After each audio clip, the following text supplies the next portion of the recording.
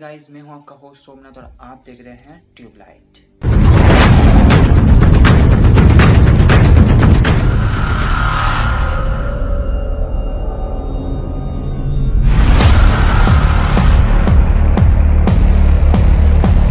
जैसे कहते हैं ना, आसमान के ऊपर थूकोगे तो थूक खुद पे आकर गिरेगी। लेकिन क्या करें, सच्चाई तो सच्चाई होते हैं, उसको बोलना भी पड़ेगा। आज मैं बात करूंगा वेस्ट बंगाल की लेबर प्रॉब्लम के बारे में जो फिलहाल हो रही है। वेस्ट बंगाल से करीब 52 लाख लेबर बाहर की स्टेटों में काम करने जाते हैं, क्योंकि वेस्ट बंगाल में कोई भी फैक्ट्री नहीं है। पिछले 7 सालों से कोई भी इंडस्ट्री वेस्ट बंगाल में नहीं खुला है, जिसके लिए इन लेबर को बाहर के स्टेटों में काम करने जाना ही पड़ता है। सिर्फ लेबर नहीं, वेस्ट बंगाल से करीब 10 लाख इंजीनियर बाहर के स्टेटों में काम करते हैं। उनको लाने के लिए आज सरकार बहुत ही राजनीति खेल रही है और ऑपोजिशन भी राजनीति खेल रहे हैं, लेकिन कोई भी एक बार भी नहीं पूछा, इस बारे में एक बार भी सवाल नहीं उठाया कि ये लेबर, ये इंजीनियर बाहर की स्टेटों में क्यों काम करने जाते हैं। सिंपल सा रीजन है, वेस्ट बंगाल से पिछले 7 सालों से कोई भी नया इंडस्ट्री नहीं खुला है, नया फैक्ट्री नहीं लगा है जिसके अंदर ये लोग काम कर सकें। तो उनकी इसीलिए मजबूरी में बाहर जाना पड़ता है, तो वो लोग बाहर की स्टेटों में काम करने जाते हैं। 2014 साल के जब मेकिंग इंडिया चालू हुआ था, तब से लेकर अभी तक सबसे चीज़ में ग्रोथ हुई है वो है इलेक्ट्रॉनिक्स इंडस्ट्री, लेकिन उसका एक भी परसेंटेज वेस्ट बंगाल में ग्रोथ नहीं लाया। India second largest mobile manufacturing country बन गया, अमेरिका को पीछे छोड़कर। चाइना के बाद इंडिया आता है मोबाइल मैन्युफैक्चरिंग डिपार्टमेंट के अंदर, लेकिन वेस्ट बंगाल में इसका एक भी परसेंटेज नहीं है। अगर मैं स्टैटिस्टिक की बात करूं तो अभी की फिलहाल इंडिया में 268 मोबाइल मैन्युफैक्चरिंग यूनिट्स हैं, बड़े बड़े मल्टीनेशनल कंपनी की, जैसे Samsung, Xiaomi, Vivo, Oppo, one plus. अभी रिसेंटली एप्पल ने भी मैन्युफैक्चरिंग स्टार्ट कर दिया है बेंगलुरु पे। तो इन सब कंपनी ने बहुत ही ज़्यादा अमाउंट में इन्वेस्ट किया है इंडिया में, लेकिन वेस्ट बंगाल में इसका कुछ भी नहीं आया। अगर मैं बात करूँ सैमसंग की, तो सैमसंग ने अपने सबसे बड़ा जो फैक्ट्री है वो इंडिया में खुला है, उत्तर प्रदेश के नोएडा में।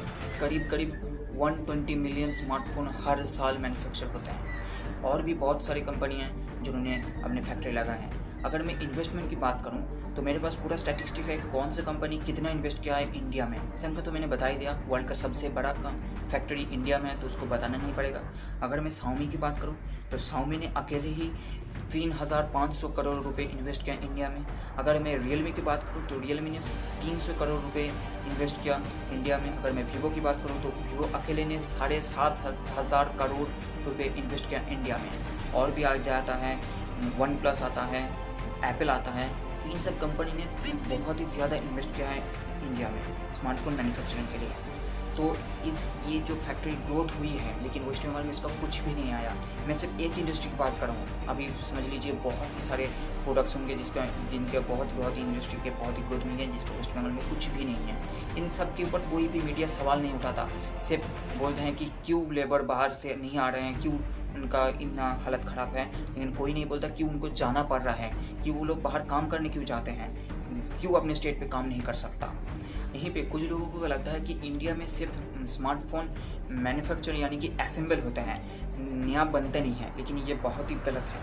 सैमसंग की जो फैक्ट्री है वहाँ पे उनके मदरबोर्ड्स और मोबाइल के और भी कंपोनेंट्स बनते हैं और उनको वहीं पे असेंबल किया जाता है।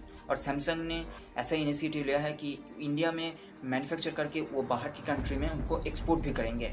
वन प्लस ने अपना R&D सेंटर खोला है हैदराबाद में, जिसमें उन्होंने सिर्फ इन्वेंशन के लिए, नया चीज़ें इन्वेंशन करने के लिए इंडिया में 1000 करोड़ रुपए इन्वेस्ट किया है। तो जैसे कि आप देख पा रहे हैं कि इंडिया में स्मार्टफोन मैन्युफैक्चरिंग डिपार्टमेंट की बहुत ही ग्रोथ मिली है, लेकिन वेस्ट बंगाल में इसका कुछ भी नहीं है। मैं सिर्फ एक ही चीज़ का बात कर रहा हूँ, बाकी तो बहुत चीज़ें होंगे जिनके वेस्ट बंगाल में अभी तक नहीं है, लेकिन इंडिया में बहुत ही ग्रोथ हो चुकी है।